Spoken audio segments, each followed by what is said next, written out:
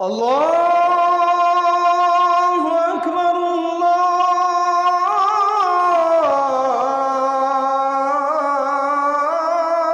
আল্লাহু আকবার।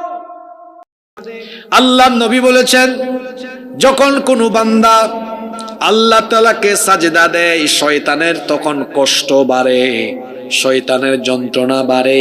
ইআতাজালা শাইতানু আনহু ফায়াবকি। শয়তান, কোন ব্যক্তি সাজদা দিলে শয়তান ওই ব্যক্তির সাজদা দেখে দুঃখে সে অনেক দূরে যায়, অনেক দূরে গিয়ে সে কাঁদতে থাকে। কেউ সাজদা দিলে শয়তান হাসে না কাঁদে? কথা বলেন, হাসে না কাঁদে? কেঁদে কেঁদে বলে, উমির ইবনু আদম বিসসুজুদ ফাসাজাদা ফালাহুল জান্নাহ। আদম সন্তানকে সাজদার আদেশ দেওয়া হয়েছে, আর সে সাজদা দিয়েছে। সাজদা দিয়ে আল্লাহর জান্নাত হাসিল করে ফেলেছে। আমাকেও তো সাজদার আদেশ দেওয়া হয়েছিল, ইবলিসকে কি আল্লাহ সাজদার আদেশ দেন নাই? সে সেটা অমান্য করেছে। সে বলে ফাআবাইতু ফালিন্নার, সেই সাজদার আদেশ অস্বীকার ও মান্য করে আমি জাহান্নামী হয়েছি। তখন শয়তান কাঁদতে থাকে। তাহলে এই হাদিস আমাদেরকে যে বার্তা দিল সেটা হলো এই, আমরা নামাজে গেলে, আমরা সাজদা দিলে শয়তান কাঁদে, আর নামাজে না গেলে শয়তান হাসে। তাহলে আবার সবাই বলেন তো দেখি, নামাজে গেলে শয়তান হাসে না কাঁদে, আর নামাজে না গেলে শয়তান তাই? তাহলে বলেন, আপনারা এখন থেকে শয়তানকে হাসাবেন না কাঁদাবেন? আর যারা বুবার মতো বসে আছে তারা কি শয়তানের খেলাফত নিয়ে বসে আছে নাকি? যারা আজান হওয়ার পরে মসজিদে যায় না, এরা আল্লাহর জমিনে শয়তানের খলিফা। যারা আজান হওয়ার পরে মসজিদে যায় তারা আল্লাহর জমিনে আল্লাহর খলিফা। কথা কি বোঝা যায়? কি কি বলেছি? যারা আজান হলে নামাজে যায় না, এরা আল্লাহর জমিনে কার খলিফা? বলবেন হুজুর আপনি এত কঠিন কথা বললেন কেন? হ্যাঁ, কারণ শয়তান আল্লাহর কাছে ওয়াদা করে এসেছে, আমি একটা সাজদা দিলাম না, আপনি আমারে জান্নাত থেকে বের করে দিলেন, আমিও দুনিয়ায় যাই, আপনার বান্দাদেরকে আমিও আমার খলিফা বানাবো। আপনি আদমকে বলছেন না ইন্নী জাইলুন ফিল আরদি খলিফা, আমিও বললাম আমিও সাজদা না দেওয়া আমার খলিফা বানাবো। তাহলে নন্দীগ্রামের এই আগাপুরে যে সকল ব্যক্তিরা আজান হলে পরে নামাজে গিয়ে তারা আল্লাহকে সাজদা দেয় না, যারা, এরা আল্লাহর জমিনে শয়তানের খলিফা। নাও টেক ইউর ডিসিশন, সিদ্ধান্ত আপনি নেন গো, আপনি আল্লাহর খলিফা হবেন না শয়তানের খলিফা হবেন? সুজা কথা। আমাদের আগের হুজুররা, আমাদের উস্তাদরা, আমাদের মুরব্বীরা কান্দা কান্দা ওয়াজ করে বুঝাইছে। এত ওয়াজ করেছেন ওনারা হাদিস থেকে, কোরআন থেকে, যে সর্বপ্রথম আখিরাতে কিয়ামতে প্রথম প্রশ্ন কিসের ব্যাপারে? এই হাদিসের উপরে। এই কথাটা বুঝলি তো আর নামাজ ছাড়ার কথা না। কত বড় কথা! আমার প্রথম হিসাব কি দিয়ে এত সুন্দর করে বুঝায়, তাও নামাজ আদায় করে না। এই জন্য কঠিন কথা বললাম। যারা নামাজে যায় না, কার মুরিদ? জোরে বলেন, কার মুরিদ? এরা কারে খুশি করে? তো 5 ওয়াক্ত নামাজ ছেড়ে দিয়া কারে খুশি করেন আপনি? ফজরের সময় ঘুমায়। কেমন করে ঘুমাও তুমি, কেমন করে ঘুমাও তুমি, ফজর করে কাজা, এমন তো হতে পারে জুহরে জানাজা। হতে পারে না? জোরে বলেন, হতে পারে না? যুবক ভাইয়েরা বলছেন হুজুর আমি এখনো ইয়াং আছি, একটু বুড়া টুরা হই তারপর পড়বো। Keep in your mind, there is no serial of death. মৃত্যুর কোন সিরিয়াল নাই। বাপ জীবিত, ছেলে কবরে চলে গেছে, আছে না? দাদা নানা এখনো জীবিত, কিন্তু নাতি নাতনি কবরে চলে গিয়েছে, এরকম আছে না নাই? খবরদার আমার যুবক ভাইরা, শয়তানের এই ধোঁকায় পড়বেন না যে আমার বয়স হোক, আমি বুড়া হই তারপরে নামাজে যাব। বরং আপনাদের রুকু সাজদার দাম অনেক বেশি। আপনি যুবক মানুষ, ফিজিক্যাল ফিটনেস ভালো, ফিজিক্যাল এনার্জি আছে, আপনি যেরকম লম্বা সময় নিয়ে ধীরস্থিরভাবে রুকু দিতে পারবেন, সাজদা দিতে পারবেন, একজন বয়স্ক চাচা সেইভাবে আপনার মতো সুন্দর করে রুকু দিতে পারবে না, সাজদা দিতে পারবেন না। কারণ সেই চাচার কোমরে ব্যথা, মেরুদণ্ডে ব্যথা, বেশিক্ষণ দাঁড়াতে পারে না, বেশিক্ষণ বসতে পারে না। কারো হাঁফানির সমস্যা, কারো ডায়াবেটিক্সের সমস্যা, কারো আলসার, কারো ক্যান্সার, নানা ধরনের সমস্যা।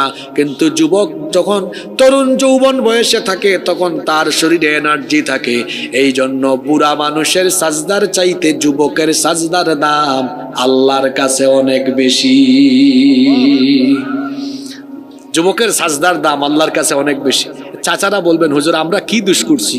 আপনি দোষ করেন নাই গো, আপনিও একদিন জোয়ান ছিলেন, তখন দিয়ে থাকলে ভালো কথা, তখন দিলে এখন বোনাস পাবেন। কি পাবেন? বলবেন হুজুর বোনাসটা বুঝলাম না। কোন ব্যক্তি যখন বালেগ হওয়ার পর থেকেই আল্লাহর ইবাদত করে করে যায়, যৌবনকাল ইবাদতে কাটিয়ে যায়, বুড়া হয়, ওই যৌবনকালে নামাজ আদায় করতো একদম ফার্স্ট ক্লাস ভাবে, বুড়া কালেও নামাজ আদায় করছে, কিন্তু তখন বেশি লম্বা করে পারে না। আল্লাহ ফেরেশতাকে বলেন, দাঁড়া একটু দাঁড়া দাঁড়া, আমার বান্দা যে এখন বুড়া কালে বেশি লম্বা সময় রুকু দিতে পারে না, সাজদা দিতে পারে না, আমল নামার খাতা উল্টাইয়া পিছন দিকে যাও, দেখো তো তার যৌবনকালের কি হালত। ফেরেশতা কয়, আল্লাহ যৌবনকালে তোমার বান্দা লম্বা সময় সাজদা দিত, লম্বা সময় রুকু দিত, নামাজটা খুব ধীর স্থির ভাবে লম্বা সময় নিয়ে, এখন পারে না, বুড়া হইছে তো এখন আর পারেন। আল্লাহ বলবেন, ঠিক আছে, আমার বান্দা যেহেতু জোয়ান কালে, যুবক কালে আমার ইবাদত বেশি করেছে, বুড়া কালে এখন বেশি পারে না, অল্প অল্প করে নামাজে রুকু সাজদাটা লম্বা দিতে পারে না, বেশিক্ষণ দাঁড়াতে পারে না, কখনো দাঁড়ায় কখনো বসে, ঠিক আছে, সওয়াব দেওয়ার সময় বুড়া কালের নামাজের হিসাবে সওয়াব দিও না, দেওয়ার সময় জোয়ান কালের হিসাবে সওয়াব দাও। কোরআনে কারীমের 34 নম্বর সূরা, সূরা সাবা এর 37 নম্বর আয়াতে রব্বুল আলামিন কত সুন্দর করে বললেন, ওয়ামা আমওয়ালুকুম ওয়ালা আওলাদুকুম বিল্লাতি তুকাররিবুকুম ইনদানা যুলফা ইল্লা মান আমানা ওয়া আমিলা সালিহান فأولئك لهم جزاء الضعف بما عملوا وهم في الغرفات آمنون। আল্লাহ তাআলা বলছেন, তোমাদের ধন সম্পদ এবং সন্তান সন্ততি এমন কোনো বস্তু নয় যার মাধ্যমে তোমরা আমার নিকটবর্তী হতে পারবে। তোমাদের ধন সম্পদ, টাকা পয়সা আর ধন সম্পদ, সন্তান সন্ততি, বংশ গৌরব, এগুলো দিয়ে আমার তোমরা নিকটবর্তী হতে পারবে না, আমার কাছাকাছি আসতে পারবে না। বরং তোমাদের মধ্যে ঈমান এনে নেক কাজ করবে যারা, আমার তরফ থেকে বহু গুণ পুরস্কার পাবে তারা। ঈমান এনে নেক কাজের সাথে সম্পৃক্ত থাকবে যারা, আমার নিকটবর্তী হয়ে আমার সুউচ্চ নিরাপদ জান্নাতের মেহমান হবে তারা। তাহলে আয়াত কি বার্তা দিল? ঈমানদার যারা, আল্লাহর নিকটবর্তী, আল্লাহর প্রিয় বান্দা হলো তারা। আপনারা বলবেন হুজুর কমন পড়ছে, আমরা তো সব ঈমানদার। দেখেন না কি নাম আমাদের, আব্দুস সাত্তার, আবুল কালাম, আব্দুর রহমান, আরেকজন কই হুজুর আমার ডিরেক্ট নামই আছে ঈমান আলী। নাম কি? শুধু এই মুসলমানের নাম রাখলেই ঈমানদার হওয়া যায় না। 3 জিনিসের নাম হলো ঈমান। জোরে বলেন, কয়টা জিনিসের নাম ঈমান? আপনি মহিলা নাকি? কথা বলেন না কেন? কয় জিনিসের নাম ঈমান? এটা শুনেন আর মিলান তো দেখি আপনার সাথে মিলে কিনা। 1 নাম্বার হলো ইকরার বিল লিসান, মুখ দিয়ে ঈমানের ঘোষণা দেওয়া। এটা কমন পড়েছে, আমরা সবাই মুখ দিয়ে ঘোষণা দিয়েছি আমরা ঈমানদার, আমরা মুমিন। এবার আসেন তো দেখি 2 আর 3 এগুলোর সাথে আমাদের খাসলত মিলে কিনা। 2 নাম্বার হলো তাসদিক বিল জিনান, অন্তর দিয়ে ঈমান ধারণ করা, অর্থাৎ আমি ঈমান আনার পরে আল্লাহ তাআলার সকল বিধিবিধানকে অন্তর দিয়ে বিশ্বাস করি। এই জায়গাতে বহু মুসলমান ধরা খাবে। অনেকে আছে মুখে বলে একটা, অন্তরে রাখে আরেকটা, বাহিরে এক ভিতরে আরেক, তার নাম মুনাফিক, তার নাম হলো। আল্লাহ তাআলা এদের ব্যাপারে কোরআনে কারীমে বলেছেন, এরা মুখ দিয়ে ঈমানের কথা বলে কিন্তু অন্তরে এরা কুফরি লালন করে। মুখ দিয়ে বলে তারা কোরআন মানে, হাদিস মানে। মাহফিলের বক্তব্য, মাহফিলের মঞ্চে এসে বক্তৃতা করবে, আমরা ইসলামের সাথে আছি, আমরা কোরআনের সাথে আছি, আর ভেতরে ভেতরে তারা বলবে কিসের ইসলাম, কিসের কোরআন। ভেতরে ভেতরে বলবে আল্লাহর আইনের বিপরীতে আমরা আছি। এই রকম করে মুখে বলবে একটা, অন্তরে রাখবে আর একটা। এই ব্যক্তি মুমিন নয়, এই ব্যক্তি হলো মুনাফিক। বলছিলাম তিন জিনিসের নাম ঈমান। এক নম্বর হচ্ছে মৌখিকভাবে ঈমানের স্বীকৃতি দেওয়া, ঘোষণা দেওয়া। দুই নম্বর হলো অন্তরে সেটা ধারণ করা। তিন নম্বর হলো ওয়া আমালুম বিল আরকান। ঈমানের যত রুকন আছে, ঈমানের সকল বিষয়াদি আপনার বাস্তব জীবনে প্রতিদিনের কাজে কর্মের মাধ্যমে ফুটে ওঠা। এখন আপনার নাম হলো ঈমান আলী। ঈমান আলী যদি ঈমানদার হয়, তাহলে তো বাস্তব জীবনে ঈমান আনলে যত কাজ করা দরকার সব কাজ তার জীবনে থাকার দরকার আছে না নাই? এখন ঈমান আলী বলে আমি ঈমানদার, কিন্তু এই বেটা দেখা যায় গ্রামের সবচেয়ে বড় সুদখোর, এই লোকটা ঘুষ খায়, তার ঘরের নারীরা বেপরদা হয়ে বের হয়, এই লোকটা আজান হলে নামাজে যায় না, এই লোকটা জিনা করে, এই লোকটা ব্যভিচার করে। এই যে বিশাল ক্ষেত আছে, এলাকা আছে, দেখা যায় সকালবেলা ভোরবেলা ঘুম থেকে উঠে জমিনের আইল ঠেলাঠেলি করে। এই রকম মানুষ প্রত্যেক গ্রামে গঞ্জে আছে না নাই? মানুষের আইল ঠেলাঠেলি করে জায়গা জমি দখল করে, তার কাছে দলিল নাই, কাগজপত্র নাই, আরেকজনের জায়গা জমি জোর করে দখল করে আর বলে এটা আমার জায়গা। এইরকম করে দেখা যায় নাম তার ঈমান আলী, কিন্তু কাজে কর্মে ঈমানের কোনো বালাই নাই। যেই লোক মুখ দিয়ে ঈমানের ঘোষণা দিয়ে অন্তরের মধ্যে ঈমানের বিপরীত জিনিস লালন করে, প্রতিদিন 24 ঘন্টা যেই ব্যক্তি আল্লাহর নাফরমানি করে, এই ব্যক্তির নাম ঈমান আলী হলেও এই ব্যক্তি কাজে কর্মে হলো বেঈমান আলী। আপনারা বুঝতেছেন আমার কথা? এই ধরনের বেঈমান আলী আমাদের নন্দীগ্রামে, বগুড়ায় নাই। জি আছে, মানে অনেক বেশি আছে। কয় জিনিসের নাম ঈমান? জোরে বলতে হবে, কয় জিনিস? দেখে কে মনে রাখছেন? এক নম্বরে কি, আরবি বলতে না পারলে অসুবিধা নেই, বাংলা বলেন। এক নম্বরে কি বলেছি? মাশাআল্লাহ, তো বলেছেন একজন, ঈমানের মৌখিক স্বীকৃতি বা ঘোষণা দেওয়া। মাশাআল্লাহ, গুড। দুই নাম্বার কি বলেছি? অন্তরে সেটা ধারণ করা। তিন নাম্বার কাজে কর্মে বাস্তবায়ন করা। বাস্তবায়নের বেলায় বেশিরভাগ ধরা খাবে। কি খাবে? এই তিন জিনিসের, এই তিনটি শর্ত কেউ যদি পূরণ না করে, এই তিনটি দাবি কেউ যদি পূরণ না করে, সেই ব্যক্তি কখনোই ঈমানদার হতে পারবে না। আর এই তিনটি দাবি যারা পূরণ করবে তারা ঈমানদার হয়ে যাবে। এই তিনটি দাবি পূরণ করে ঈমানদার হবে যারা, আল্লাহর প্রিয় বান্দা হলো তারা। এই তিনটি দাবি পূরণ করবে যারা, আল্লাহর নিকটবর্তী, আল্লাহর নৈকট্যশীল বান্দা তারা। এক। দুই নম্বর, আল্লাহর নিকটবর্তী হতে হলে আল্লাহকে সাজদা দিতে হয়। জোরে বলেন তো কি দিতে হয়? আল্লাহ তাআলা কোরআনে কারিমে বলেছেন ওয়াসজুদ ওয়াকতারিব। দেখেন, আমি প্রতিটি পয়েন্ট বলবো আর কোরআন থেকে রেফারেন্স দিব।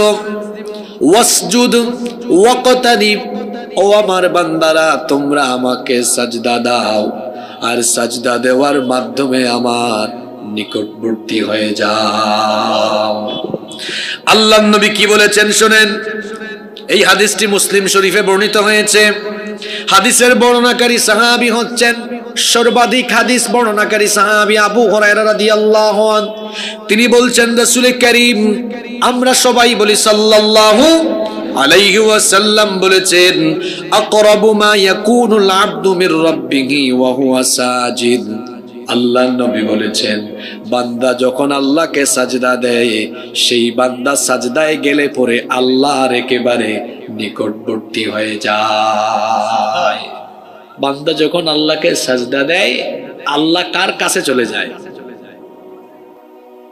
আল্লাহর নিকটবর্তী হওয়ার কয়টি আমল? 10টি আমল। বাকিরা কি? কি চাচা কই আপনারা আমি খেয়াল রাখছি, কিন্তু আমার চোখ আবার খুব দারুণ ক্যামেরা, যারা আমি একবার দেখি আজীবন মনে হয়। আমি তো ভাবছিলাম আপনি কঠিন শ্রোতা। আল্লাহর নিকটবর্তী হওয়ার কয়টা আমল? আল্লাহর নৈকট্যশীল বান্দা, অর্থাৎ এরা আল্লাহর প্রিয়, আল্লাহ এদেরকে ভালোবাসেন। সুবহানাল্লাহ। আল্লাহর ভালোবাসা পেতে চান না? 1 নাম্বার বলেছি ইমানদার যারা, আল্লাহর প্রিয় হলো তারা। এত শুনে নাই ওয়াজ, এখন এরা ভাববে আমরা সব ইমানদার। আমি কিন্তু আমার পয়েন্ট ভিত্তিক বলে গিয়েছি যে কয়টি দাবি পূরণ করলে ইমানদার হওয়া যায়? 3টা। মুখে বলে, অন্তরে ধারণ করে, তারপর প্রতিদিন সেটা কাজে করবে প্রমাণ দিয়ে। ইমানদারের ঘরের ইমানদার, তার ফজরের নামাজ নাই, তার জোহর নাই, আসর নাই, মাগরিব নাই, তার নাম ফজর আলী ফজর পড়ে না, জোহর আলী জোহর পড়ে না, তার নাম ইমান আলী নামাজ পড়ে না। যে ইমান আলী নামাজ পড়ে না সেই ইমান আলীর ইমান থাকে না। এত সোজা ইমানদার হওয়া? ইমানের দাবি পূরণ করতে হবে। কি পূরণ করতে হয়? নাম্বার 2 নাম্বার বলেছি আল্লাহর নৈকট্যশীল, আল্লাহর প্রিয়, আল্লাহর ভালোবাসার, আল্লাহর দয়ার, আল্লাহর মায়ার বান্দা হলো তারা আল্লাহকে সাজদা দেয় যারা। সুবহানাল্লাহ। আল্লাহর নবী বলেছেন আকরাবু মা ইয়াকুনুল আবদু মির রাব্বিহি ওয়া হুয়া সাজিদ।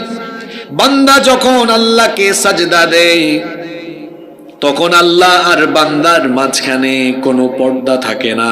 সে যখন তার মাথা অবনত করে আল্লাহর কুদরতি চরণে সাজদায় লুটিয়ে পড়ে সেই বান্দা তখন আল্লাহর একেবারে কাছাকাছি চলে যায়। এই জন্য আল্লাহর নবী বলেছেন ফাআকসিরুদ দুআ, তোমরা সাজদার মধ্যে বেশি বেশি দোয়া করো, কারণ আল্লাহর নৈকট্যশীল হলে ওই সময়ে দোয়া করলে দোয়া যিনি কবুল করবেন, গলার আওয়াজ বড় করে সবাই বলেন তিনি কে? আল্লাহ। ওই লাল দাড়িওয়ালা চাচারে আমার দিকে তাকান, চাচা ওইদিকে কি দেখেন? আমার মোবাইল ফোন এখন আমার বন্ধ, এখন আমার মাও ফোন দিলে আমি ধরবো না। কোরআনের আলোচনায় বসেছি, আমার মনোযোগ এখন কোরআনের দিকে, তা আপনার মনোযোগ বক্কর চক্কর ওইদিকে যায় কেন? কি আজীব মানুষ তো। আমি এখানে বসেছি, আমি আপনাদের একটু উঁচায় আসি তো দেখতেছি সবাইকে। মনোযোগ দিবেন, অমনোযোগে কেউ হবেন না। এমপি সাহেবের কাছে যদি কোনোদিন যাওয়ার সুযোগ পান তো সেদিনকে আপনার এলাকার সমস্যার কথা তুলে ধরবেন না? কথা বলেন, ধরবেন না? অবশ্যই বলবেন। তো আপনি সাজদা দিলে আল্লাহর কাছাকাছি চলে যান, তখন কি আল্লাহর কাছে মনের আকুতি জানানোর দরকার আছে না? অবশ্যই। এই জন্য আল্লাহর নবী বলেছেন সাজদা লম্বা করো। আর আমার দেশে যত তাড়াহুড়া রুকু আর সাজদা দেয়, ওই যে মুরগির বাচ্চা যেমন দানা ঠুকর ঠুকর করে খায়, আমার দেশে এরকম মুসল্লিরা ঠুকর ঠুকর করে রুকু আর সাজদা মারে। আর আল্লাহর নবী বলেছেন যেহেতু তুমি সাজদায় গেলে আল্লাহর একেবারে কাছাকাছি চলে যাও, সাজদা লম্বা করে তখন তুমি আল্লাহর কাছে দোয়া করো। আমরা তো নামাজে শুধু পড়ি সুবহানা রাব্বিয়াল আযীম, সুবহানা রাব্বিয়াল আ'লা, সাজদায় গেলে এতটুকু বলি, কিন্তু আল্লাহর নবী সাজদায় এতটুকুই শুধু বলতেন না, সব সময় আল্লাহর নবী সাজদায় একটা দোয়া করতেন। দেখি মিলান তো দেখি কই দিন আমলটা করেছেন, কয়জনে পড়েছেন। আল্লাহর নবী যখনই সাজদায় দেখতেন তিনি সাজদায় সব সময় এই দোয়াটা পড়তেন, আল্লাহুম্মা গফিরলি যামবি কুল্লাহ দিক্কাহু ওয়া জিল্লাহ ওয়া আউওয়ালাহু ওয়া আখিরাহ ওয়া আলানিয়াতাহু ওয়া সিররা। কত সুন্দর দোয়া।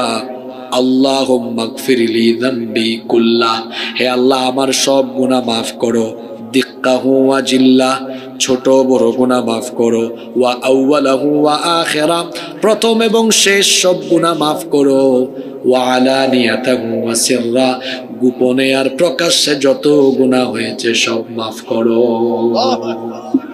কি সুন্দর দোয়া। পড়েন এগুলা? পারেও না তো অনেকে, গুগল শরীফে সার্চ করে আজকেই মুখস্থ করবেন। দেখি আমার সাথে সবাই একটু প্রাণবন্ত আওয়াজে বীর পুরুষের মতো গলার আওয়াজ বড় করে বলেন তো, আল্লাহুম্মা গফিরলি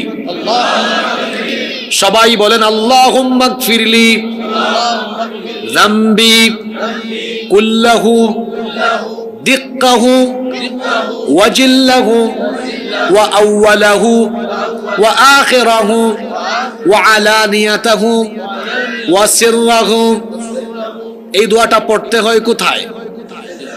এটা কি এই হুজুর শিখিয়েছেন? এটা শিখিয়েছেন বড় হুজুর মুহাম্মদুর রাসূলুল্লাহ সাল্লাল্লাহু আলাইহি ওয়াসাল্লাম। আমি আপনি আমাদের সবার জীবনে কম হোক বেশি হোক গুনাহ আছে না নাই? আল্লাহর নবী বলেছেন তুমি যখন সাজদায় যাও তখন তোমার প্রতি আল্লাহর দয়ার নজর বাড়ে। সুবহানাল্লাহ। আল্লাহর মায়া বাড়ে, তোমার প্রতি আল্লাহর দয়া তখন বেড়ে যায়। এই সময় যদি বলো আল্লাহ আমার ছোট বড় জানা অজানা প্রকাশ্য গোপন সব গুনাহ মাফ করে দাও, তুমি যখন তোমার নাক আর কপাল আল্লাহর কুদরতি চরণে ঠেকায়া দিয়া এই দোয়া করো, সাজদা থেকে উঠার আগে আল্লাহ তোমার সব গুনাহ মাফ করে দেয়। আল্লাহর নিকটবর্তী বান্দা তারা, আল্লাহকে সাজদা দেয় যারা। আর আপনারা যেন আল্লাহকে সাজদা দিতে পারেন এই জন্য প্রতিদিন 5 ওয়াক্ত নামাজ দিয়েছেন কে? সাজদা দেওয়ার জায়গা হলো নামাজ। যদি অন্তত 5 ওয়াক্তের ফরজ নামাজ হিসাব করা হয় তাহলে ফরজ নামাজেই সাজদার সংখ্যা হলো 34টা। জোরে বলেন কয়টা? ফজরের 2 রাকাতে 4টা, যোহরের 4 রাকাতে 8টা, 8 4 12, আসরে আরো 8টা 20টা, মাগরিবে আরো 6টা, কত হইল? 26টা। আবার এশার নামাজে 4 দ্বিগুণে 8, আরো 8টা, 26 আর 8 হলো 34। বাদ বাকি আছে সুন্নত নামাজ, নফল নামাজ, এগুলা হিসাব করলে সাজদা আরো বেশি হবে। কিন্তু যদি শুধু ফরজ নামাজ হিসাব করেন, ডেইলি আপনার ফরজেই সাজদার সংখ্যা হলো কয়টা? ওই পিছন থেকে বলেন তো, ডেইলি ফরজে সাজদার সংখ্যা কয়টা? 34 বার যদি আপনি সাজদা দিয়ে এই দোয়া করেন, বলেন তো আমলনামায় কি আর গুনাহ থাকবে নাকি?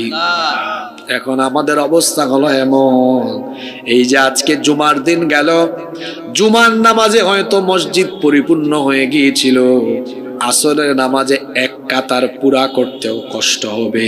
এখন আমার কথা মনোযোগ দিয়ে শোনেন, আমাদের মধ্যে আল্লাহর নিকটবর্তী আল্লাহর প্রিয় বান্দা হলো তারা, নামাজে আল্লাহকে সাজদা দেয় যারা। তাহলে আমরা এই আয়াত আর হাদিসগুলো থেকে এই বার্তা পেলাম, আল্লাহকে সাজদা দেয় যারা আল্লাহর নিকটবর্তী তারা, আর নামাজ কাজা করে আল্লাহকে সাজদা দেয় না যারা, শয়তানের নিকটবর্তী হয়ে শয়তানের মুরিদ হয়ে যায় তারা। সাজদা দিলে খুশি হন কে? আল্লাহ। আর না দিলে খুশি হয় কে? তাই মাশাআল্লাহ, খুব বুদ্ধিমান মানুষ আপনারা। হাদিসে এসেছে শয়তান কখন হাসে আর শয়তান কখন কাঁদে। আল্লাহর নবী বলেছেন, যখন কোনো বান্দা আল্লাহ তাআলাকে সাজদা দেয় শয়তানের তখন কষ্ট বাড়ে, শয়তানের যন্ত্রণা বাড়ে। ইআতাজালা শাইতানু আনহু ফায়াবকি। শয়তান, কোন ব্যক্তি সাজদা দিলে শয়তান ওই ব্যক্তির সাজদা দেখে দুঃখে সে অনেক দূরে যায়, অনেক দূরে গিয়ে সে কাঁদতে থাকে। কেউ সাজদা দিলে শয়তান হাসে না কাঁদে? কথা বলেন, হাসে না কাঁদে? কেঁদে কেঁদে বলে উমির ইবনু আদম বিসসুজুদ ফাসাজাদা ফালাহুল জান্নাহ। আদম সন্তানকে সাজদার আদেশ দেওয়া হয়েছে আর সে সাজদা দিয়েছে, সাজদা দিয়ে আল্লাহর জান্নাত হাসিল করে ফেলেছে। আমাকেও তো সাজদার আদেশ দেওয়া হয়েছিল, ইবলিসকে কি আল্লাহ সাজদার আদেশ দেন নাই? সে সেটা অমান্য করেছে। সে বলে ফাআবাইতু ফালিন্নার, সেই সাজদার আদেশ অস্বীকার অমান্য করে আমি জাহান্নামী হয়েছি। তখন শয়তান কাঁদতে থাকে। তাহলে এই হাদিস আমাদেরকে যে বার্তা দিল সেটা হলো এই, আমরা নামাজে গেলে, আমরা সাজদা দিলে শয়তান কাঁদে, আর নামাজে না গেলে শয়তান হাসে। তাহলে আবার সবাই বলেন তো দেখি, নামাজে গেলে শয়তান হাসে না কাঁদে, আর নামাজে না গেলে শয়তান হাসে? তাই? তাহলে বলেন, আপনারা এখন থেকে শয়তানকে হাসাবেন না কাঁদাবেন? আর যারা বুবার মতো বসে আছে তারা কি শয়তানের খেলাফত নিয়ে বসে আছে নাকি? যারা আজান হওয়ার পরে মসজিদে যায় না, এরা আল্লাহর জমিনে শয়তানের খলিফা। যারা আজান হওয়ার পরে মসজিদে যায় তারা আল্লাহর জমিনে আল্লাহর খলিফা। কথা কি বোঝা যায়? কি কি বলেছি? যারা আজান হলে নামাজে যায় না এরা আল্লাহর জমিনে কার খলিফা? বলবেন হুজুর আপনি এত কঠিন কথা বললেন কেন? হ্যাঁ, কারণ শয়তান আল্লাহর কাছে ওয়াদা করে এসেছে, আমি একটা সাজদা দিলাম না, আপনি আমারে জান্নাত থেকে বের করে দিলেন, আমিও দুনিয়ায় যাই, আপনার বান্দাদেরকে আমিও আমার খলিফা বানাবো।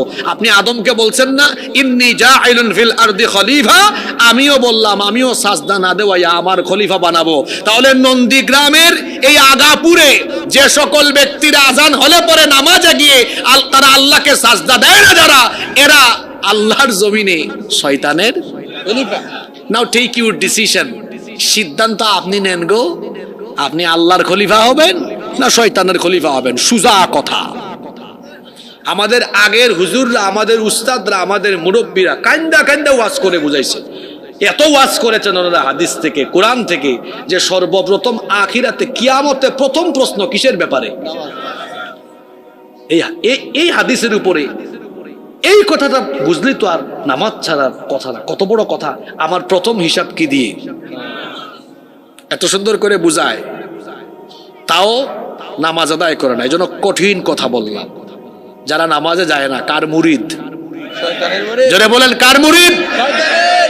এরা কারে খুশি করে? তো 5 ওয়াক্ত নামাজ ছেড়ে দিয়া কারে খুশি করেন আপনি? ফজরের সময় ঘুমায়। কেমন করে ঘুমাও তুমি, কেমন করে ঘুমাও তুমি, ফজর করে কাজা, এমন তো হতে পারে জুহরে জানাজা। হতে পারে না? জোরে বলেন হতে পারে না? যুবক ভাইয়েরা বলছেন হুজুর আমি এখনো ইয়াং আছি, একটু বুড়া টুরা হই তারপর পড়বো। Keep in your mind there is no serial of death. মৃত্যুর কোন সিরিয়াল নাই। বাপ জীবিত, ছেলে কবরে চলে গেছে, আছে না? দাদা নানা এখনো জীবিত, কিন্তু নাতি নাতনি কবরে চলে গিয়েছে, এরকম আছে না নাই? খবরদার আমার যুবক ভাইরা, শয়তানের এই ধোঁকায় পড়বেন না যে আমার বয়স হোক, আমি বুড়া হই তারপরে নামাজে যাব। বরং আপনাদের রুকু সাজদার দাম অনেক বেশি। আপনি যুবক মানুষ, ফিজিক্যাল ফিটনেস ভালো, ফিজিক্যাল এনার্জি আছে, আপনি যেরকম লম্বা সময় নিয়ে ধীরস্থিরভাবে রুকু দিতে পারবেন, সাজদা দিতে পারবেন, একজন বয়স্ক চাচা সেইভাবে আপনার মতো সুন্দর করে রুকু দিতে পারবে না, সাজদা দিতে পারবেন না। কারণ সেই চাচার কোমরে ব্যথা, মেরুদণ্ডে ব্যথা, বেশিক্ষণ দাঁড়াতে পারে না, বেশিক্ষণ বসতে পারে না। কারো হাঁফানির সমস্যা, কারো ডায়াবেটিক্সের সমস্যা, কারো আলসার, কারো ক্যান্সার, নানা ধরনের সমস্যা। কিন্তু যুবক যখন তরুণ যৌবন বয়সে থাকে তখন তার শরীরে এনার্জি থাকে। এই জন্য বুড়া মানুষের সাজদার চাইতে যুবকের সাজদার দাম আল্লাহর কাছে অনেক বেশি। যুবকের সাজদার দাম আল্লাহর কাছে অনেক বেশি। চাচারা বলবেন হুজুর আমরা কি দোষ করছি? আপনি দোষ করেন নাই গো, আপনিও একদিন জোয়ান ছিলেন, তখন দিয়ে থাকলে ভালো কথা, তখন দিলে এখন বোনাস পাবেন। কি পাবেন? বলবেন হুজুর বোনাসটা বুঝলাম না।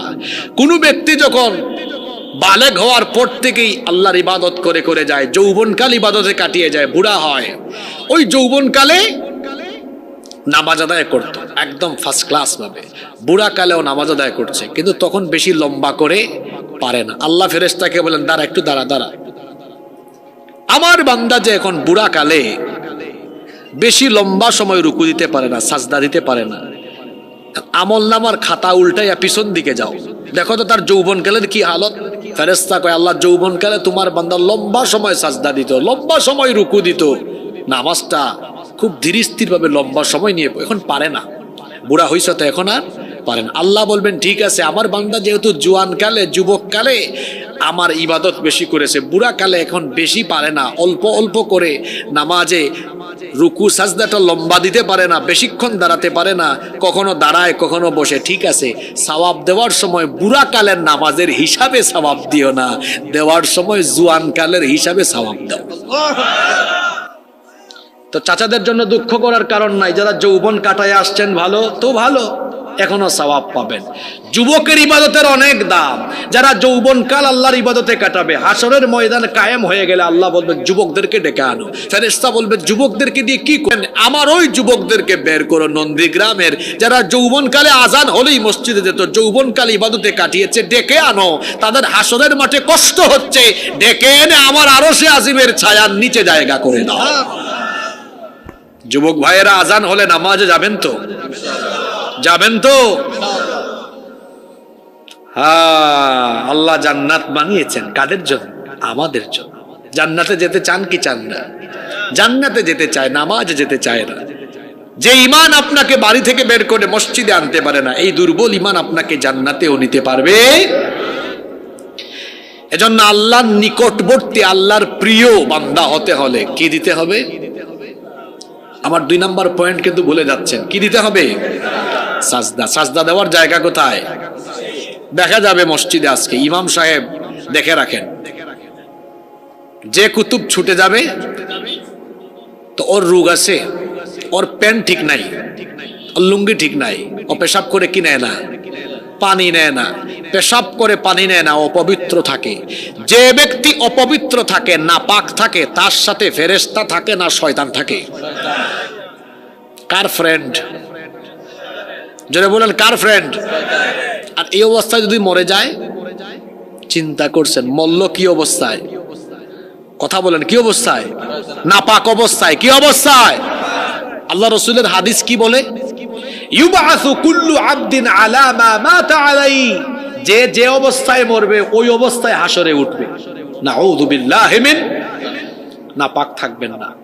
এই যে হুজুর এক পাশে বসে আছেন, আল্লাহ রাসূল একদিন এক কবরের পাশ দিয়ে যাচ্ছেন, সাহাবীদেরকে বললেন শুনো, এই কবরে আযাব হচ্ছে, খুব বড় অপরাধের কারণে না, এরা পেশাব থেকে পবিত্র।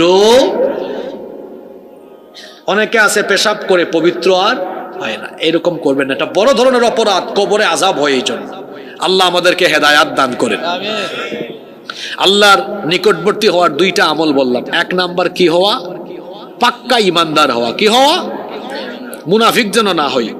2, আল্লাহরে কি দেওয়া? সাজদা দেওয়ার জায়গা কোথায়? 3 নাম্বার, আল্লাহর নিকটবর্তী হতে হলে আল্লাহর জিকির করতে হবে। কি করতে হবে? আমার দেশে তো আরেক মুশকিল, জিকির বানাইছে হই হই, তারপরে ওই দিন দেখলাম হিম হে হিম হে, এগুলোর নাম জিকির? জিকির বাংলা না আরবি শব্দ? কথা বলেন। জিকির আরবি শব্দ, এটার অর্থ কি? জিকির অর্থ, এই তো মাশাআল্লাহ পারেন আপনারা। জিকির অর্থ স্মরণ করা। আল্লাহর জিকির করা মানে হলো আল্লাহ তাআলাকে স্মরণ করা। আর আমাদের সে আছে হাফানি রোগীর মতো কি করে, করে, এটার নাম জিকির? জিকির কি শোনেন, এই যে জিকির কি আমি বলি, জিকির হলো আমার হাতে একটা মোবাইল ফোন, তা আমি চাইলে এখন ইউটিউব শরীফে গিয়ে আজে বাজে সিনেমা দেখতে পারবো, গুগলে গিয়ে আমি পর্ন সাইটে ঢুকে আজে বাজে ভিডিও দেখতে পারবো। সুযোগ আছে না? মোবাইল হাতে নিয়ে ইউটিউবে গেলাম, হঠাৎ করে একটা নাচের ভিডিও আসছে, আসার পরে বললাম আস্তাগফিরুল্লাহ, আমি চক্ষু সরায় নিলাম, কারণ আমার হৃদয়ে যার নাম চলে এসেছে, যার ভয় এসে গেছে, তিনি কে? এইটার নাম জিকির। এটার নাম কি? জিকির মানে আমি কারে মনে করলাম। আর আমার দেশে জিকির বানাইছে কি? দেখেন না ইউটিউবে আপনারা, ব্যাককলের দল। জিকির হলো মহান আল্লাহকে স্মরণ করা। আর যার অন্তরে আল্লাহর জিকির আছে, ওই ব্যক্তি দুর্বল থাকে না, সেই ব্যক্তি শক্তিশালী ইমানদার হয়ে যায়। সুবহানাল্লাহ। একটা উদাহরণ দেই কিভাবে শক্তিশালী হয়। ওই যে ইব্রাহিম আলাইহিস সালাম আমাদের জাতির পিতা, তাকে যখন নমরুদ আর তার বাহিনী অগ্নিকুণ্ডে ফেলে দেওয়ার জন্য, নিক্ষেপ করার জন্য প্রস্তুতি নিল, সেই অবস্থায় ফেরেশতা এসে বললেন, আপনি বলেন, আপনি যদি হুকুম করেন আমি নমরুদের জ্বালানো আগুনকে বঙ্গোপসাগর, আমি সাগরে নিক্ষেপ করে দিতে পারবো। আল্লাহর খালিল ইব্রাহিম আলাইহিস সালাম বললেন, আল্লাহ তাআলা কি তোমাকে এই হুকুম করেছেন নাকি? ফেরেশতা বললেন, না, আমি নিজের ইচ্ছায় আপনার সাহায্যের জন্য এগিয়ে এসেছি। তখন জাতির পিতা তখন বললেন, তোমার মতো ফেরেশতার সাহায্যের আমার দরকার নাই। এই কঠিন মুসিবতেও যার কথা আমার মনে আছে তিনি কে? তিনি তখন বললেন, হাসবুনাল্লাহু ওয়া নি'মাল ওয়াকিল। আমার জন্য আল্লাহ যথেষ্ট, তিনি আমার অভিভাবক। কঠিন বিপদ কিছুক্ষণ পরেই আগুনে ফেলে দিবে। ইব্রাহিম আলাইহিস সালাম বললেন, আহারে আমার খালিল ইব্রাহিম, তোমার ঈমান তো বড় দামি ঈমান, আগুনের সামনে গিয়েও তুমি আমার জিকির করলে, আমার কথা স্মরণ করলে, আমার কুদরতকে উপলব্ধি করলে, সুতরাং কেমনে তুমি আগুনে পুড়বে? আমি তোমারে হেফাজত করব। আগুনকে আল্লাহ তখন হুকুম করলেন। সবাই বললেন, তো আগুনের মালিক কে? সেই আল্লাহ বললেন, ইয়া নারু কুনি বারদান ওয়া সালামান আলা ইব্রাহিম। হে আগুন, তোমার স্বভাব হলো জ্বালিয়ে দেওয়া, পুড়িয়ে দেওয়া, ছারখার করে দেওয়া, কিন্তু আজ তুমি তোমার স্বভাবের বিপরীত করবে, অর্থাৎ তুমি জ্বালিয়ে না পুড়িয়ে আমার খলিল ইব্রাহিমের জন্য আজ তুমি শান্তিদায়ক এবং আরামদায়ক হয়ে যাও। ইব্রাহিম আলাইহিস সালামকে আগুনে ফেলে দিয়ে নমরুদ আনন্দ করছে। একজন এসে বলতেছে, আপনি আনন্দ করেন কেন? কয়, আমার দুশ্মন ইব্রাহিম তো আজকে জ্বলে পুড়ে ছাই হয়ে যাবে। সে বলল, না লিডার, আমরা আগুনে ফেলেছি, আগুনের পাওয়ার আজকে কমে গিয়েছে, আগুন তো ইব্রাহিমকে জ্বালাতে পারে না, পুড়াতে পারে না। নমরুদ বলল, কেন, আগুনের আবার কি হলো? আগুনের কাজই তো হলো পুড়ায় দেওয়া। কয়, না লিডার, একটু আগুনের দিকে তাকায় দেখেন, আমাদের জ্বালানো আগুন আজকে ইব্রাহিমের জন্য ফুল বাগান হয়ে গিয়েছে। আল্লাহর জিকির থাকলে, মানে আল্লাহকে স্মরণ করে আল্লাহ তাআলার কুদরতকে উপলব্ধি করতে পারলে ওই মোমেন দুর্বল থাকে না, শক্তিশালী হয়ে যায়। সে কাউকে ভয় করে না, তাকে কেউ হুমকি দিলে ওটার পাত্তাও দেয় না, কারণ তার জিকির, কারণ তার অন্তরে যার জিকির আছে তিনি কে? যে ব্যক্তি আল্লাহর ব্যাপারে যেরকম ধারণা করবে, আল্লাহ তাআলা তার ব্যাপারে ঠিক তেমন আচরণ করবেন। যেমন দেখেন, এটা হলো হাদিসে কুদসি। আল্লাহ তাআলা বলেছেন, আনা ইনদা যান্না আবদি বি, বান্দা আমার ব্যাপারে ধারণা করে যেমন, আমি বান্দার ব্যাপারে হলাম তেমন। ওয়া আনা মাহু হিনা ইয়াযকুরুনি, বান্দা যখন আমাকে স্মরণ করে, আমার জিকির যখন সে করে, তখন আমি তার সাথে থাকি। সুবহানাল্লাহ। ইন যাকারানি ফি নাফসিহি যাকারতুহু ফি নাফসি, বান্দা যখন একাকী আমাকে স্মরণ করে, আমি আল্লাহ আমার বান্দাকে তখন স্মরণ করি। অর্থাৎ বান্দা যখন আল্লাহর জিকির করে, আল্লাহ তখন ওই বান্দার জিকির করেন। সুবহানাল্লাহ। আল্লাহর নবী আল্লাহ তাআলা আরো বলেছেন, ওয়া ইন যাকারানি ফি মালাইন, যখন কোনো বান্দা ভরা মজলিসে আমি আল্লাহকে স্মরণ করে, যেমন আমি এখন আপনাদেরকে নিয়ে এই মজলিসে আল্লাহর জিকির করছি, আল্লাহর কথা বলছি, আল্লাহ বলেন, বান্দা আমি এর চাইতে আরো উত্তম সমাবেশে ফেরেশতাদের সামনে তোমাদের জিকির করে তোমাদের প্রশংসা করি। আল্লাহ তাআলা আরো বলেছেন, ওয়া ইন তাকাররাবা মিন্নি শিবরান, যে ব্যক্তি আমার দিকে এক বিঘতে গিয়ে আসে, তাকাররাবতু ইলাইহি যিরাআন, আমি তার দিকে এক হাতে গিয়ে আসি। ওয়া ইন তাকাররাবা ইলাইয়া যিরাআন তাকাররাবতু মিনহু বা'আন, যে ব্যক্তি আমার দিকে এক হাতে গিয়ে আসে, আমি আল্লাহ তার দিকে দুই হাত এগিয়ে আসি। আর হাদিস আবার ভুল বুঝলে হবে না। আল্লাহ আগান কেমনে আমাদের মতো দৌড়ায়া? এটার অর্থ হলো, এর ব্যাখ্যা হলো, অর্থাৎ আমরা যখন আল্লাহর দিকে হেঁটে হেঁটে যাই, আল্লাহর রহমত তখন আমাদের দিকে দৌড়াই আসে। সুবহানাল্লাহ। আল্লাহর রহমতের দরকার আছে না নাই? এই রহমত পাওয়া যায় আল্লাহর কি করলে? জোরে বলেন, আল্লাহর কি করলে? জিকির মানে কি হুক্কু নাকি? আল্লাহকে স্মরণ করা, আল্লাহকে ভয় করে জীবন পরিচালনা করা। নাম্বার 4, আল্লাহর প্রিয় বান্দা হলো তারা ফরজ এবং নফল ইবাদতের ব্যাপারে সচেতন যারা। এটাও হাদিসে কুদসি আল্লাহ তাআলা বলেছেন, আমার যে বান্দা ফরজ ইবাদত ঠিকঠাক মতো আদায় করে, অর্থাৎ 5 ওয়াক্ত নামাজ তার ঠিক আছে, এরপরে যে ব্যক্তি নফলের প্রতি যত্নবান হয়ে যায়, তখন ওই ব্যক্তির সম্মান, ওই ব্যক্তির মর্যাদা আমার কাছে বেড়ে যায়। যে ব্যক্তি ফরজ আদায় করে নফলের ইবাদত আরম্ভ করে, আমি আল্লাহ তখন ওই ব্যক্তিকে ভালোবাসা আরম্ভ করি। আর ফাইদা আহবাবতুহু কুনতু সামাহুল্লাযী ইয়াসমাউ বিহি, আমি যখন কোনো বান্দাকে ভালোবাসি তখন তার কান আমার কান হয়ে যায়, তার চোখ আমার চোখ হয়ে যায়, তখন তার হাত আমার হাত হয়ে যায়, তার পা তখন আমার পা হয়ে যায়। এই হাদিসের ব্যাখ্যা না দিলে বুঝবেন না। অর্থাৎ আপনি ফরজ আদায় করেন, এরপরে নফলও আদায় করেন। আপনার কান কার কান? আপনার হাত কার হাত? আপনার পা কার পা? এখন বলবেন হুজুর আমাদের হাত পাকে আল্লাহর মতো, নাউযুবিল্লাহ, লাইসা কামিসলিহি শাইউন, তার মতো কোনো কিছুই। এই হাদিসের ব্যাখ্যা কি? এই হাদিসের ব্যাখ্যা হলো, আমার দিকে তাকান, একটা উদাহরণ দিই। এই বাড়িতে, আমাদের ডান পাশে যে বাড়ি আছে, এই বাড়িতে মনে করেন বাড়ির সামনে বিরাট বড় একটা পুকুর আছে। কি আছে? পুকুর আছে। ওই বাড়ির যদি একটা 2.5-3 বছরের বাচ্চা থাকে, মাত্র হাঁটা শিখছে, এই বাচ্চা যদি এবার হেঁটে হেঁটে পুকুরে গিয়ে পড়ে যাওয়ার জন্য দৌড়ায়, তখন বলেন তো তার মা বাপ এগিয়ে গিয়ে ধাক্কা দিয়ে ফেলাবে না 2 হাত দিয়ে টেনে আনবে?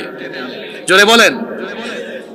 আল্লাহর চোখ, আল্লাহর হাত, আল্লাহর পা হয়ে যাওয়া মানে হলো বান্দা যখন ভুলবশত তার চক্ষু দিয়ে অন্যায় কিছু দেখার জন্য অগ্রসর হবে, হাত দিয়ে অন্যায় কিছু করার চেষ্টা করবে, পা দিয়ে অন্যায় কোনো দিকে দৌড়ানোর চেষ্টা করবে, ফরজও আদায় করে নফলও আদায় করে, আল্লাহ তখন ওই মা বাপের মতো, মা বাপ যেমন সন্তানকে বিপদে দেখলে নিজে টেনে নিয়ে আসে, আল্লাহ তখন ওই বান্দার চক্ষু, ওই বান্দার হাত, ওই বান্দার পাকে শয়তানি কাজ থেকে আল্লাহ দয়া করে ফিরাইয়া নিয়ে আসে।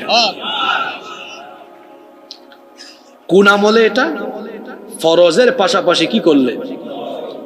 এখন ফরজ নামাজের পরে সবচেয়ে দামি নামাজ কোনটা? মাশাআল্লাহ, কি এটা? কোন সময়? এখন আমার দেশের যুবক পোলাপাইন রাত 3টা-4টা পর্যন্ত মোবাইলে তাহাজ্জুদ পড়ে, আর বাকিরা ঘুমাইতে ঘুমাইতে শরীর ফুলায়, আমি আপনি ঘুমাতে ঘুমাতে শরীর ফুলে যায়, গাল ফুলে যায়। আর আমার নবী শেষ রাতে তাহাজ্জুদে দাঁড়িয়ে থাকতে থাকতে তার পা ফুলে যায়। আল্লাহু আকবার। আমার আপনার নবী শেষ রাতে তাহাজ্জুদের আমল করতেন। আম্মা জান আয়েশা রাদিয়াল্লাহু আনহা বললেন, আপনার তো আগে পরের সব গুনাহ আল্লাহ মাফ করে দিয়েছেন, তাহলে কেন আপনি এত কষ্ট করেন? তখন আল্লাহর নবী বললেন, আফালা উহিব্বু আন আকুনা আবদান শাকুরা, এই যে আল্লাহ আমাকে এত নিয়ামত দিয়েছেন, এই নিয়ামতের জন্য আমি আল্লাহর গোলামি করে আমি কি আল্লাহর শুকরগুজার বান্দায় পরিণত হব না? তাহাজ্জুদের নামাজ এটা আমার নবীর আমল ছিল, এটা নিয়মিত আমল ছিল। আল্লাহর প্রিয় বান্দাদের আমল হলো শেষ রাতের নামাজ, তাহাজ্জুদের নামাজ।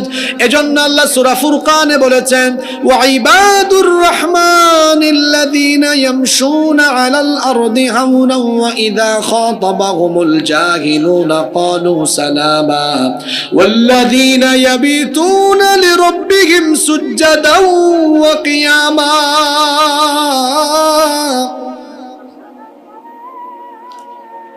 আজান হচ্ছে না? আচ্ছা, আজানটা শেষ হোক, আমরা শুরু করব। নামাজের জামাতের 15 মিনিট আরো দেরি আছে, আমরা একসাথে উঠবো ইনশা। কয়েকজন ওইটা দৌড় মারছে, তাই না? কাপড়ে ডিস্টার্ব আছে মনে হয়। না না, আরো আছে কয়েকজন।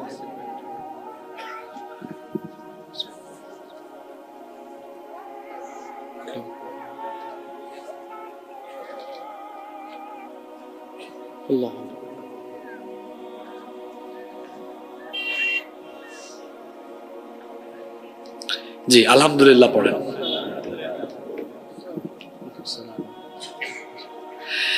তাহলে ফরজ নামাজের পরে সবচেয়ে দামি নামাজের কথা কি বললাম? তাহাজ্জুদের নামাজ। এটা আমরা আমলের চেষ্টা করব ইনশাআল্লাহ। তারপরে আসেন, আল্লাহর নৈকট্যশীল বান্দা হওয়ার 5 নাম্বার আমল হলো বেশি বেশি আল্লাহর কাছে দোয়া করা। বেশি বেশি আল্লাহর কাছে কি করা? দোয়া করা। দোয়া মানে হলো চাওয়া, দোয়া মানে হলো, আমার দিকে তাকান তো সবাই, এক ব্যক্তি আপনার বাড়িতে আজকে আসছে, কিছু চাইছে, আজকে দিয়ে দিলেন, হয়তো আগামীকাল আবার আসছে, কালকেও দিবেন। এক নাগারে যদি একটানা কয়েকদিন আসে, বলেন আপনাদের ভালো লাগবে না খারাপ লাগবে? জোরে বলেন, ভালো লাগবে না খারাপ লাগবে? মানুষের কাছে মানুষ চাইলে মানুষের মন খারাপ হয়, আর আল্লাহর ব্যাপার হলো তেমন, যে ব্যক্তি আল্লাহর কাছে চায় না ওই ব্যক্তির উপর আল্লাহ রাগ করেন। আর আল্লাহর কাছে আপনি যতবার চাইবেন ততবার আল্লাহ আপনার উপর খুশি হয়ে যাবে। আল্লাহর রাসূল বলেছেন, সাল্লাল্লাহু মিন ফাদলি, তোমরা আল্লাহর অনুগ্রহ চাও, আল্লাহর কাছে বেশি বেশি চাও। ফা ইন্নাল্লাহা ইউহিব্বু আইয়ুসআল, কারণ যে ব্যক্তি আল্লাহর কাছে চায় আল্লাহ তাকে ভালোবাসেন। মাল্লাম ইয়াসআলিল্লাহ ইয়াগদাব আলাইহি, যে ব্যক্তি আল্লাহর কাছে চায় না আল্লাহ তার উপরে রাগ করেন। তাহলে যে ব্যক্তি আল্লাহর কাছে বেশি বেশি চাইবে ওই ব্যক্তি আল্লাহর তত বেশি নিকটবর্তী হয়ে যাবে। মানুষের বেলায় কিন্তু এটা ব্যতিক্রম। আপনি একজনের কাছে চাইবেন, তার নিকটবর্তী হবেন না, আরো আপনার মন থেকে কি করবে, দূরে ঠেলে দিবে। দিবেন না? যাইয়েন, একটু বেশি বেশি যাইবেন। দারোয়ানকে বলবে গেট লক করে রাখ, ওরা আসতে দিস না আমার পাশে। তাহলে দুনিয়াতে আমরা কারো কাছে বারবার গেলে ওই ব্যক্তি আমাদেরকে কি করে, দূরে ঠেলে দেয়। আর আল্লাহ হলেন এমন, আপনি যতবার আল্লাহর কাছে চাইবেন, যতবার যাবেন, আল্লাহ তাআলার তত বেশি প্রিয় হয়ে যাবেন। সুবহানাল্লাহ। তাহলে 5 নম্বর বললাম, আল্লাহর কাছে বেশি বেশি চাওয়া। আমাদের অভাবের কোনো সীমা আছে? সব চাওয়া চাইবেন কার কাছে? নাম্বার 6 নাম্বার, আল্লাহর নিকটবর্তী বান্দা হলো তারা বেশি বেশি তওবা করে, যারা বেশি বেশি। সালেহ আলাইহিস সালাম তার উম্মত সামুদ জাতিকে বলেছিলেন, ফাস্তাগফিরুহু সুম্মা তুবু ইলাইহি ইন্না রাব্বি করিবুম মুজিব। তোমরা আল্লাহর কাছে ক্ষমা প্রার্থনা করো, নিশ্চয়ই তিনি তোমাদের তওবা কবুল করবেন, কারণ তিনি তো নিকটবর্তী। যে তওবা করে আল্লাহ তার নিকটবর্তী, সুবহানাল্লাহ। এবং তিনি মুজিব, আহ্বানে সাড়া দানকারী। অন্য একটি হাদিসে এসেছে, আল্লাহর নবী বলেছেন, লাল্লাহু আশাদ্দু ফারহাম বিতাওবাতি আহাদিকুম মিন আহাদিকুম বিদাল্লাতিহি ইযা ওয়াজাদাহা। তোমাদের কারো হারিয়ে যাওয়া উট ফিরে পাওয়ার পরে সে যতটা না আনন্দিত হয়, ভুল করার পরে, গুনাহ করার পরে অনুতপ্ত হয়ে যে বান্দা তওবা করে আল্লাহ তার উপরে তার চাইতে আরো বেশি খুশি হয়ে যায়। এজন্য আল্লাহর নবী ডেইলি তওবা করতেন, ইস্তেগফার করতেন। কয়বার? 70 থেকে 100 বার। কারণ 2টা হাদিস আছে, এক হাদিসে এসেছে 70 বারের কথা, আরেক হাদিসে এসেছে 100 বারের কথা। আচ্ছা, আপনারা অনেকেই জানেন, তাহলে এবার বলেন দেখি, নবীর জীবনে কি কোনো গুনাহ আছে? তিনি মাসুম, নিষ্পাপ, বেগুনাহ, কোনো গুনাহ একটা গুনাহও নাই। তাও ডেইলি প্রত্যেকটা দিন তওবা করেন কমপক্ষে 70 থেকে কতবার? আমার আপনার জীবনে গুনাহ নাই? জোরে বলেন, আছে? এখন নাও কোশ্চেন ফর ইউ, এখন আপনার জন্য প্রশ্ন, আপনি বলেন, আপনি ডেইলি ইস্তেগফার করেন কতবার? এই বাবা, আমার নবীর জীবনে কোনো গুনাহ, ইস্তেগফার করেন, আর আমার আপনার গুনার অভাব, ইস্তেগফারের টাইম। আহা, এই আমলগুলো শিখে যান। রাস্তায় হাঁটতেছেন, একাকী হাঁটেন, ইস্তেগফার করে করে হাঁটেন, পড়েন আস্তাগফিরুল্লাহ আস্তাগফিরুল্লাহ আস্তাগফিরুল্লাহ। ঢাকায় যাচ্ছেন, বাসে উঠেছেন, দোয়া পড়ে তো উঠেন, যানবাহনে উঠার দোয়া আছে, তারপর বসে আছেন, আপনি সময় নষ্ট করবেন না, পড়েন আস্তাগফিরুল্লাহ আস্তাগফিরুল্লাহ। দোকানে গিয়েছেন, ব্যবসা প্রতিষ্ঠানে বসে আছেন, ওই যে ইমাম আহমদ বিন হাম্বল রহমতুল্লাহ আলাইহির সাথে রুটি বিক্রেতার যে কাহিনী ঘটেছিল, ওই রুটি বিক্রেতা সারাদিন দোকানে বসতো, রুটি বানাতো, রুটির খামির বানাতো, আর সারাদিন সে আস্তাগফিরুল্লাহ পড়তো। অফিসে গিয়েছেন, কাজ করতেছেন, একটু সময় পেয়েছেন, আস্তাগফিরুল্লাহ পড়বেন। মনে করেন সকালে পড়লেন 15-20 বার, দুপুরে পড়লেন 15-20 বার, বিকাল বেলা আরো 15-20 বার, সন্ধ্যা বেলা আরো 15-20 বার, রাতের বেলা আরো 15-20 বার। এইরকম যদি ডেইলি 70 থেকে 100 বার ইস্তেগফারের আমল আপনি করতে পারেন, তাহলে দুইটা ফায়দা হবে। এক নাম্বার, নবীর একটা সুন্নতের আমল হবে। আল্লাহর নবী বলেছেন, মান আহাব্বা সুন্নতি ফাকাদ আহাব্বানি, যে আমার সুন্নতকে ভালোবাসে সে যেন আমাকে ভালোবাসে। ওয়া মান আহাব্বানি, আর যে আমাকে ভালোবাসে, কানা মাই ফিল জান্নাহ, সে আমার সাথে এক জান্নাতে অবস্থান করবে। ডেইলি এরকম ইস্তেগফার করেন না, কয়টা ফায়দা জোরে বলেন। জার্নি করলাম আমি আর টায়ার্ড হলেন আপনি। এক নাম্বার, নবীর সাথে জান্নাতে থাকবেন, নবীর সুন্নতের আমল করলেন। 2, সব গুনাহ মাফ করে দিবেন কে? আল্লাহর নিকটবর্তী বান্দা তারা ইস্তেগফার করে না। ইস্তেগফার নাই তো, সুযোগ পাইলেই ও কি করলো এ কি করলো। বেশিরভাগ গ্রামে গঞ্জে গীবত আর চুগলখুরি বেশি। এইসব আমল অ্যাভয়েড করেন। আর মসজিদে নামাজ শেষ হবে, মসজিদের বৈঠকখানা কিংবা মসজিদের সামনের রাস্তায় নামাজিরাও গীবত করে, হুজুর কেমনে হেঁটে গেছে, হুজুর কেমনে কি করছে। আপনাদের এলাকায় হয়তো নাই, কিন্তু অনেক এলাকায় এগুলো আছে। ইস্তেগফার করেন, আস্তাগফিরুল্লাহ। মসজিদে গিয়েছেন, নামাজ আদায় করেছেন, জামাতের সময় বাকি আছে, ইস্তেগফার করেন, আস্তাগফিরুল্লাহ। পারবেন তো ইনশাআল্লাহ। 7 নাম্বার, আল্লাহর নিকটবর্তী হওয়ার আর একটা আমল হলো ইহসান করা। কি করা? প্রশ্ন হলো ইহসান কি? ইহসান হলো সৎ কাজ এমন ভাবে করা, আল্লাহর ইবাদতের বেলায় এমন হওয়া, আন তা'বুদাল্লাহ কাআন্নাকা তারাহু ফাইন লাম তাকুন তারাহু ফাইন্নাহু ইয়ারাকা। ইবাদতের সময় এই ফিলিংস, এই অনুভূতি অন্তরে নিয়ে আসবেন, আমার আল্লাহ আমাকে দেখছেন। অন্তত এটা মনে রাখবেন, আল্লাহ যদি দেখতে নাও পান, আপনি এমন অনুভূতি রাখবেন আপনি আল্লাহকে দেখছেন। আপনি যদি আল্লাহকে নাও দেখেন, এটা মনে রাখবেন, আপনাকে সর্বাবস্থায় যিনি দেখছেন তিনি কে। এই অনুভূতি কারো মনে থাকলে ও কখনো খারাপ কাজ করবে। 8 নাম্বার হলো পিতামাতার সাথে উত্তম আচরণ করা। যে ব্যক্তি তার মা বাবার কাছে প্রিয়, ওই ব্যক্তি আল্লাহর কাছে প্রিয়। যে ব্যক্তি মা বাপকে খুশি করতে পারে না, আল্লাহ ওই ব্যক্তির উপরে খুশি হবেন। আপনি যদি আল্লাহকে রাজি খুশি করতে চান, আপনি আপনার মা বাপকে আগে খুশি করেন। মা বাপকে খুশি করলে পরে আপনার উপর যিনি খুশি হয়ে যাবেন, গলার আওয়াজ বড় করে বলেন তিনি কে? 9 নাম্বার হলো আল্লাহর নিকটবর্তী হলো তারা উত্তম চরিত্রবান যারা। আল্লাহর নবী বলেছেন, আলা উখবিরুকুম বিমা ইয়াহরুমু আলান নার, আমি কি ওই ব্যক্তি সম্পর্কে তোমাকে খবর দিব না যাদের উপর আল্লাহ জাহান্নামের আগুন হারাম করে দিয়েছেন? সাহাবীরা বললেন, সেই ব্যক্তি কে? আল্লাহর নবী বললেন, তাহরিমু আলা কুল্লি করিবিন হাইয়িনিন লাইয়িনিন সাহালিন। কি সুন্দর শব্দ, হাইয়িনিন লাইয়িনিন সাহালিন। আল্লাহর নবী বললেন, তোমাদের মধ্যে যে ব্যক্তি নম্র ভদ্র, যে ব্যক্তি সুন্দর স্বভাব সুন্দর চরিত্র, যার চরিত্র সুন্দর যত বেশি, সে আল্লাহ তাআলার প্রিয় এবং নিকটবর্তী তত বেশি।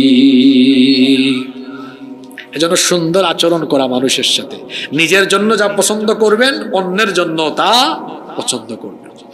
নাম্বার 10, 10 এবং সর্বশেষ হলো আল্লাহর নিকটবর্তী এবং আল্লাহর প্রিয় বান্দা হলো তারা তাকওয়াবান যারা। তাকওয়াবান হলো তারা আল্লাহকে ভয় করে যারা। আল্লাহকে ভয় করার মানে হলো, আল্লাহকে ভয় করার মানে হলো পাপ যত ছোট হোক সেটা থেকে বিরত থাকা, আর নেকির কাজ সেটা যত ছোট হোক সেটা ছেড়ে না দেওয়া। এটার নাম হলো তাকওয়া। আল্লাহকে ভয় করার অর্থ হলো গোপনে গোপনে আমি এমন কোনো কাজ করব যেটা আমার বাড়ির মানুষ জানবে না, এলাকার মানুষ জানবে না, কিন্তু গোপন কাজ সেটাও জানেন কে? রাতের বেলা দরজা বন্ধ করে দিলাম, দরজা বন্ধ করে দিয়ে মোবাইলে আমি আজে বাজে ভিডিও দেখি, আমার মা বাবা ভাই বোন গ্রামের মানুষ কেউ জানে না, কিন্তু আমি রাতের বেলা আমার একাকী ঘরের ভেতরে অন্ধকারে কি করি কি দেখি, কেউ না জানলেও যিনি জানেন তিনি কে? এটা হলো আল্লাহর ভয়। এটার নাম কি? আল্লাহর ভয় থাকবে যাদের ভেতরে। ইন্নাল্লাহা ইউহিব্বুল মুত্তাকিন, নিশ্চয় আল্লাহ মুত্তাকিদেরকে ভালোবাসেন।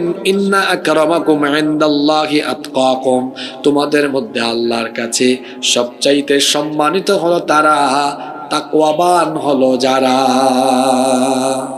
আল্লাহর নিকটবর্তী হওয়ার কয়টা আমলের কথা বলেছি? কয়টা? এবার আমি এখানে অ্যাক্টিভ এবং মেধাবী শ্রোতা বের করি, দেখি তো আদায় করে নিই। যা আলোচনা করলাম মুলাখাস সামারিটা আমি নিয়ে নিই। 1 নাম্বার আমল কি বলেছি? কি হওয়া? কি হওয়া? ইমানদার নয়, শুধু খাঁটি ইমানদার হওয়া। ভেজালি ইমানদার হওয়া যাবে না। ভেজালি ইমানদারদের পরিচয় আমি দিয়েছি। 2 নাম্বার আল্লাহকে কি দেওয়া? মাশাআল্লাহ, সাজদা দেওয়া। সাজদা দেওয়ার জায়গা কোথায়? এখনই প্রমাণ হবে। বাইনাল আবদি ওয়া বাইনাল কুফরি তারকুস সালাহ, আল্লাহর বান্দা আর কাফিরের পার্থক্য হলো নামাজ ছেড়ে দেওয়া। বলছিলাম শয়তান কখন হাসে আর কখন কাঁদে। এখন দেখবো গো আপনি কারে হাসান আর কারে কাঁদান। 3 আল্লাহর কি করা? মাশাআল্লাহ, জিকির করা। 4 দেখি ওই ছেলেটা খুব মেধাবী শুরু থেকেই, মাশাআল্লাহ, ফরজের পাশাপাশি। এটা তার সফলতা। শত শত শ্রোতা থেকে সে হুজুরকে আকৃষ্ট করলো তার দিকে, এটা সফলতা। ক্লাসে 100 জন ছাত্র থাকে, সবাইকে স্যাররা চিনেন না। যে স্যারের রেসপন্স করে বেশি, পড়া দিতে পারে বেশি, স্যার তাকে চিনেন বেশি। তারপরে আল্লাহর প্রিয় হলো 5 নম্বরে কি করা? দোয়া। উনি সব পারে, আর পারে না কেউ। 6 নম্বর তাহাজ্জুদে চলে আসছে, চিন্তা করছেন। 6 নম্বর